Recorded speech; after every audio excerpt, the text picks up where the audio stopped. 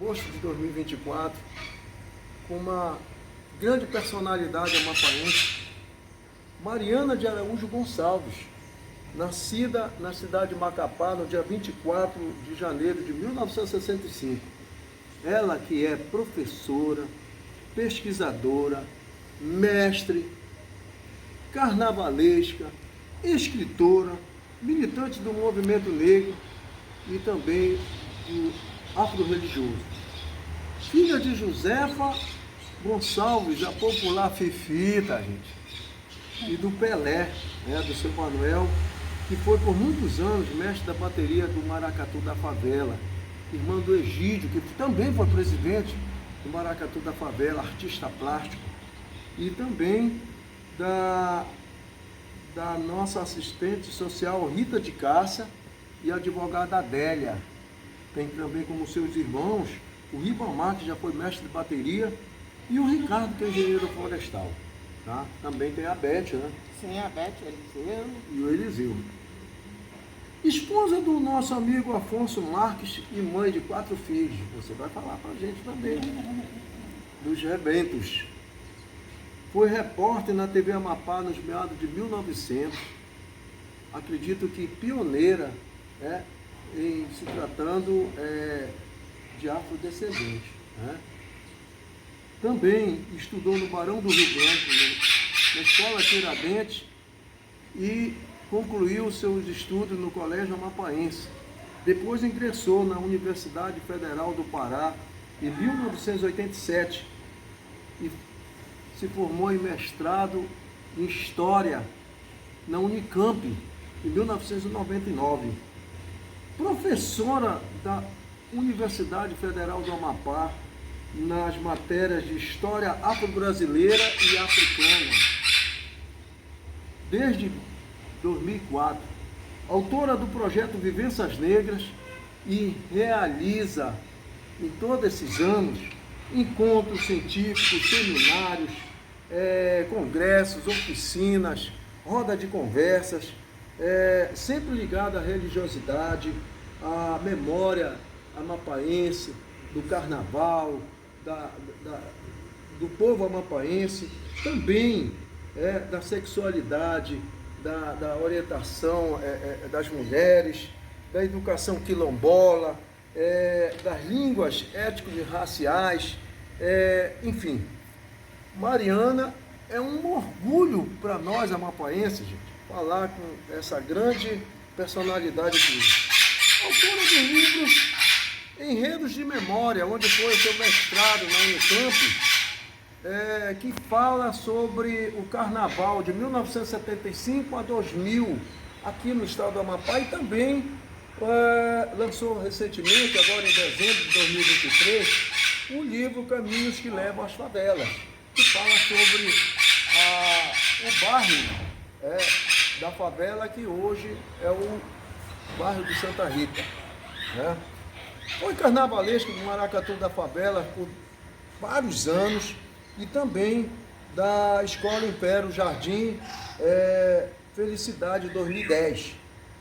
É defensora ativa da Lei 10.639 de 2003, que faz a obrigatoriedade da cultura e da história afro-brasileira e africana nas redes de ensino público. Minha amiga, você tem muito para falar com a gente. Poxa, cara.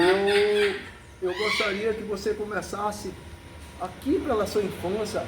Gente, eu estou no Solar Gonçalves, onde se realiza vários eventos culturais, que fica aqui bem na fronteira, aqui na Carlos Gomes, que fica já fazendo a fronteira do antigo bairro Jacareacanga, que hoje é Jesus de Nazaré, e o Santa Rita, que era o antigo bairro da favela, que outros falavam de bairro alto e outros falavam que era o bairro da Ceia, onde tinha lá a Companhia de Eletricidade do Amapá.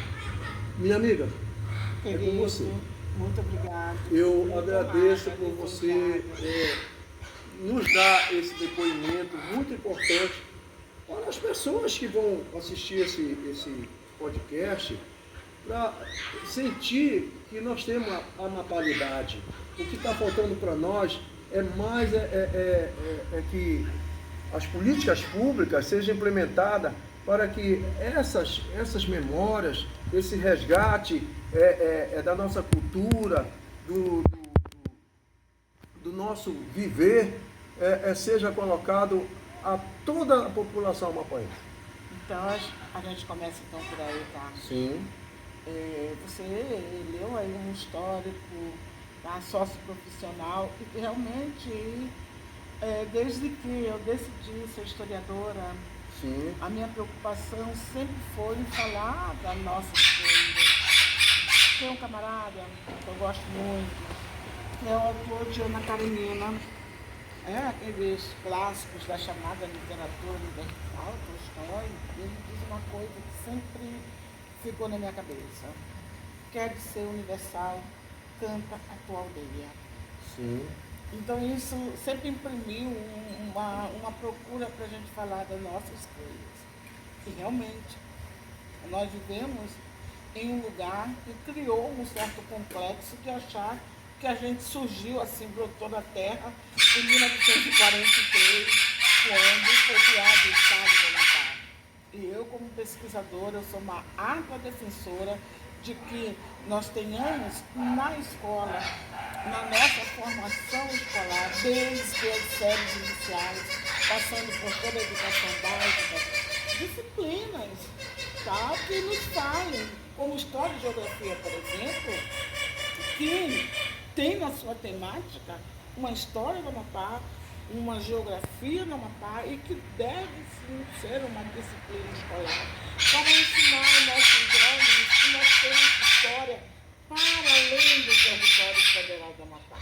Sim. Tá? Então, enquanto a gente não conseguir a força política, a mobilização cultural pelas nossas raízes, enquanto nós não temos uma política de memória no Estado, a gente sempre vai estar no interior deste processo de apagamento de nossas raízes, de desconhecimento das lutas que diversas populações africanas, indígenas e europeicas, dessa vizinhança toda que nos circunda, por esta cidade, por esse lugar. Então nós temos muita coisa que essas iniciativas, e aí que está o legal dessas suas iniciativas, com relação a essa construção de uma memória de pessoas, porque não são só as pessoas, mas suas trajetórias que nos informam sobre esse sentimento de amapalidade, sobre esse pertencimento ao lugar, através de biografias, de autobiografias, a gente acaba reconhecendo o lugar. Eu sou uma mulher negra, nascida lá no Formigueiro, minha avó dizia ali que o meu umbigo, assim como os dois irmãos que vieram depois de mim, eu sou a mais velha desses 7 aqui, da União da Filha do Pelé, e nossos umbigos foram enterrados ali, no Largo dos Inocentes, como era uma tradição. Pararam pela mãe Luzia? Olha, eu não sei te dizer quem foi que aparou. Quem fez parte foi a doutora Euclélia, né? Sim. Tá? Quem fez parte dos 3, de todos os filhos da minha mãe, de todos os 7, foi a doutora Euclélia. Agora, sempre teve a ajuda de algumas puxadeiras da minha própria avó, entre elas, Dona Ivanilde, que ajeitou para os moleques que estavam fora do lugar. Com certeza. Mariana, você é pioneira no orgulho afrodescendente. Você foi repórter da TV Amapá lá de meados de 1990. Conte essa história para nós. Sim, 1980, na verdade. 80, né? Eu tinha terminado o ensino médio, eu fiz vida agropecuária. Eu era muito ligada a essa vida agrária. E na época Luiz Melo? Não, lá do Mobral, lembra que o Coronel Luiz Ribeiro, ele tinha uns programas voltados para a juventude, para o teatro, e eu fui participar do teatro, eu e minha irmã. E depois nós fizemos uma peça com o Omar Haddad, tá, lá no Cine João 23, e nós fizemos uma entrevista no programa que o Luiz Melo e o J. Ney tinham na TV Amapá, que era o Câmera Aberta. E acho que a performance foi muito interessante, porque depois eles vieram falando com meus pais. E eu comecei a fazer os programas. Eu sempre tive uma certa facilidade na comunicação, né? É uma condição ser filha do Pelé e da Pepita, com todos os amigos você aprende a falar, então você se tranca. Então isso desenvolveu muito, digamos, o meu apetite por leitura, o meu apetite por estar em conversa com as pessoas, sempre trocando, sempre gostei muito disso. E isso, aliás, me ajuda hoje na minha vida socioprofissional. Com certeza. Tá? Então, eu tive essa experiência que realmente é pioneira, tanto em termos de raízes étnico-raciais, como também de gênero, né? Sim. Uma repórter, uma mulher negra repórter, mais jovem que uma negra repórter, e que se portava muito bem, né? Tinha uma formação específica para tanto, como grande parte de jornalista da época. Tá? E eu fiquei lá até eu decidir fazer uma faculdade. Teve que se deslocar a Belém do Pará, que nessa época a gente não tinha faculdade em Macapá. Não tinha que eu sou uma galera que seus foi estudos lá. antes para Rural do Rio de Janeiro, porque eu não estava envolvida com a agropecuária. Mas eu vi que ser da área de agropecuária, das ciências agrícolas, não era muito a minha praia. Sim. Aí eu voltei, fiz o vestibular aqui, na época era um núcleo, lá na Universidade Federal do Pará, funcionava aqui. E depois no segundo semestre eu mudei para Belém, onde ingressei num curso de História, licenciatura e bacharelado. Na época eram as duas habilitações conjuntas. Fiz na UFPA, sou egressa da UFPA. Sou muito grata, eu adoro Belém do Pará, justamente porque a minha formação intelectual, profissional, veio dessa cidade que me acolheu muito bem. E eu sou daquela geração que se metia aí no Solon, no Idalino, desabava para Belém, para Solon e Idalino eram os navios que transportavam a maioria dos amapaenses para o estado do Pará, no tempo da Senaba, do comandante Nilo Barcelos. Ele era o governador e também possibilitou à época, né, uma bolsa estudantil. Exatamente, tinha a Casa do Estudante. Tinha a Casa do Estudante, sim. Então foi um período assim, muito interessante, justamente porque você está jovem, você está saindo de uma área de segurança militar, como era o Amapá, né? A gente está meio isolado dessas situações políticas, sociais. E eu fui descobrir esse mundo quando eu saí para estudar. Isso faz parte da minha vida, faz parte da pessoa que eu sou. E posteriormente você foi fazer mestrado na Unicamp. Sim, aí já era professora da Universidade Federal do Amapá. E dentro da universidade nós tivemos um processo de qualificação dos docentes, houve essa aproximação com a Universidade de São Paulo, a Unicamp. E houve a formação, teve uma turma de professores que fizeram seu mestrado. Né, e o seu mestrado foi baseado em enredos de memórias, contando o carnaval do amapaense dos anos 1975 a 2000. Você fez essa pesquisa, essa tese, sim, né? Sim, eu fiz essa dissertação, que era para saber, tive uma angústia. Porque logo que eu formei em História, eu já era funcionária do quadro federal, era agente administrativa, voltei para Macapá e fui trabalhar junto com a Neuzona, lá na antiga... A Neuzona é a Neuza do Carmo Tavares, era também ela e a Fifita, gente, curiosidade. No tempo do carnaval, existia uma rivalidade muito grande entre o Laguinho e a favela. Eram os boêmios do Laguinho contra a favela. Era o Lino lá nos boêmios e o Vagalume aqui. E essa rivalidade se tornou muito, muito clara. Inclusive a Fifita, junto com a Neuzona, iam lá no Laguinho, quando era o campeão, e vice-versa. A Raimundinha vinha pra cá. Era uma rivalidade danada naquela época. Icônica esse período, né, dessa rivalidade. Exatamente. Entre Maracatu da Favela e Boêmio do Laguinho. Então, assim, o que gerou esses redes da memória? Eu já tinha algumas experiências como carnavalesca do Maracatu da Favela. E eu encontrava muitas fontes, muitas informações, toda uma literatura acadêmica sobre o Amapá na história. E lá nesse departamento de cultura, como acontece até hoje, tá? Professores iam procurar por uma história do Amapá e não encontravam, diziam que o Amapá não E tinha até hoje história. você não encontra muita coisa. Mas também tem uma coisa a ver com a forma como você pergunta. O meu entendimento de história é um tipo de conhecimento construído por um sujeito que quer saber alguma coisa. Sim. Tá? E você não vai encontrar o que você quer saber em um único livro com letras garrafais, assim, por exemplo. História do Amapá. Até porque o Amapá, como uma unidade federativa, ela foi constituída com a criação do território federal, como ente federativo, porque antes fazia parte do estado do Pará, do Grão-Pará, da província do Grão-Pará, ou do estado, ou da capitania do Grão-Pará e Maranhão e outras denominações. Então, se você não souber perguntar, logicamente que o que você vai encontrar no caminho te oferece menos possibilidades de você entender.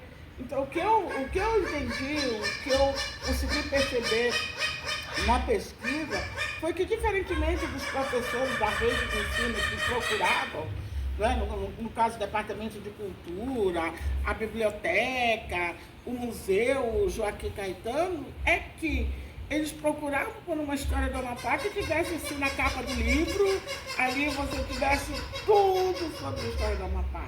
Os carnavalescos fazem diferente. Eles pesquisam. Sim. Vocês não encontram na biblioteca, eles vão, como diz o finado Monteiro, a gente vai na prefeitura, vê a ficha corrida, né, do servidor, da pessoa, isso aí em diversos lugares. Quer dizer, um procedimento muito próximo daquela pesquisa que a gente faz na academia. Exatamente. O que a gente observa nessa sua tese, você começou em 1975, que é considerado, gente, um dos melhores samba-enredo, Amazônia, o Atalaia, que é do Francisco Lima, tá? Começou lá. Em 1978 teve um samba-enredo que se chama Mãe Luzia, que era do Alci Araújo.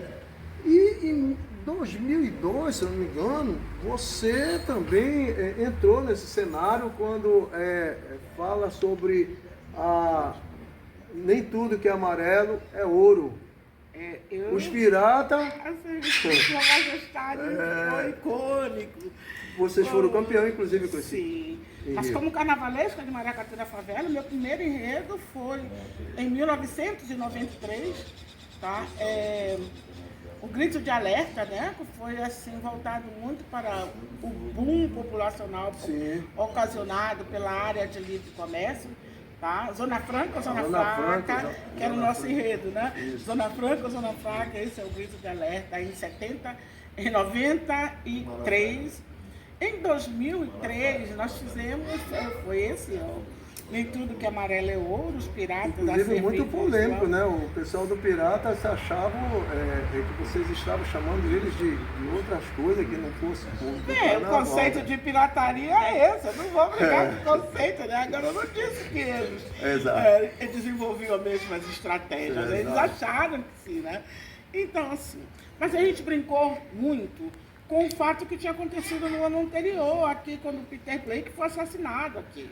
Sim. Porque ele, como um neozelandês, navegador, naturalista, pesquisador, entrou em águas nacionais sem autorização nenhuma, catando as nossas espécimes da natureza e levando isso a pirataria. Isso é surrupiar as riquezas do Estado, tá? E contrabandear, levar. Então, na verdade, a gente estava querendo focar muito isso, esse tipo de estratégia que proporcionou a revolução industrial lá nos Estados Unidos. Exatamente. Tá? Então, a gente queria demonstrar como a pirataria é uma atividade que surrupia, no caso aqui das Américas, as nossas riquezas e proporcionou enriquecimento. Aí levam as nossas matérias-primas, desenvolvem seus produtos e retornam para gente comprar. Patentearam andioba, seringueira, Açaí. taça, um monte de situações. Cupuaçu. Era essa a nossa interesse. Aí, camarada lá, né? Achou que estava mexendo com os brios da escola. O símbolo dele é pirata, né? É um pirata. Outro samba enredo que me chama muita atenção foi o do Ivo Canucci, sobre a Macapá Querida, que ele fala. João Câncio e Silva, ele é o autor do samba enredo, não é? Ele fala dos casarões, sim, dos antigos barracões. Escreve. O João, né? Quem conhece sabe que ele é um excelente cronista na cidade. Né? Então ele conseguiu fazer uma crônica muito interessante, um samba enredo belíssimo. Eu não me importo muito com essas questões de métrica, com essas estrofes, me importa passar uma mensagem. E eu acredito que o Ivo Canucci imortalizou, tá? Minha Macapá Querida, certo? Que é um dos sambas enredos. Agora, para mim, de tudo que eu fiz no Maracatu da Favela, o que eu gosto mesmo é o enredo de 2002, que é esses caminhos que levam à favela, vendo o fundo do meu coração, redondeza da Praça Tão Bela, hoje chamada de Largo do São João.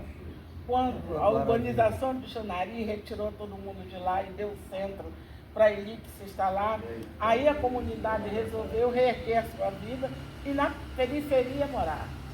Esses são os enredos da favela. Esses são os enredos das pessoas, da memória, da história da favela, que agora o livro vai virar um documentário. Você, graças a Deus, né? Parabéns para você. E como foi que... Foi tudo isso que fez você fazer esse livro agora em 2023? Sim, olha, é resultado de alguns anos de pesquisa, que também contou com a participação de vários alunos do curso de História, tá? Tanto em disciplinas como também ministro, como, por exemplo, História Oral. Tá? História africana e afro-brasileira, vários alunos, 3 turmas, desenvolveram atividade de pesquisa, saímos daí pela favela, coisa assim maravilhosa, que a gente foi recebido, muitas pessoas abriram suas casas, partilharam da sua vida, do seu sucesso, das suas coisas não tão boas. Isso eu sou muito grata pelas pessoas sempre terem me dito sim. Eu pesquiso um recorte contemporâneo, o que alguns chamam de história de tempo presente, mas eu só consigo fazer isso porque tem pessoas que me dão crédito, que me permitem ir com os meus alunos, adentrar nos seus lares,